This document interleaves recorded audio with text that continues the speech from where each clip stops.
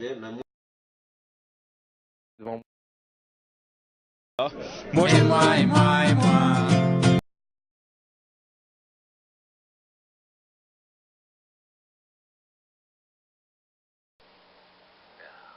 ça. Ah, le meilleur endroit au monde où se trouver, c'est vraiment dans le tube. Vraiment? Ouais, c'est encore mieux que la victoire, que les trophées et tout le reste.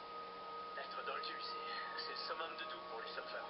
Surfer à l'intérieur de la vague et réussir à en sortir, on voudrait arriver à le faire tous les jours. Oh, c'est pratiquement impossible à décrire. Ça se compare à absolument rien d'autre.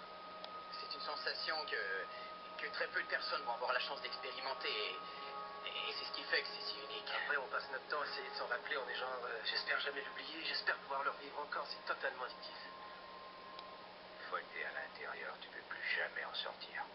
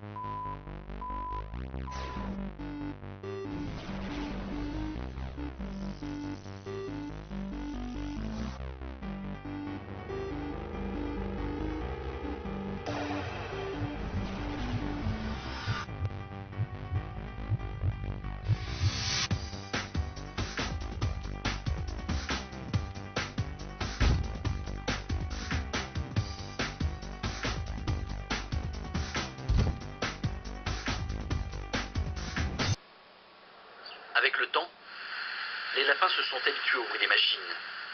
Aujourd'hui, ils gambadent joyeusement dans l'atelier et ne font même plus attention aux créations de Peter. Cet ébéniste américain fabrique pourtant des skis en bois à Porte de Montreuil, en banlieue parisienne. C'est-à-dire que je sais si le ski est sain et les collages sont bons si je tapote comme ça et j'ai comme un son d'instrument de musique en fait. À la recherche de la meilleure planche, Peter fait du sur-mesure. Chaque paire est adaptée à la personnalité des clients. 2 à 3 jours de travail sont nécessaires pour fabriquer ces skis. En frêne, le bois le mieux adapté à ce type d'ouvrage.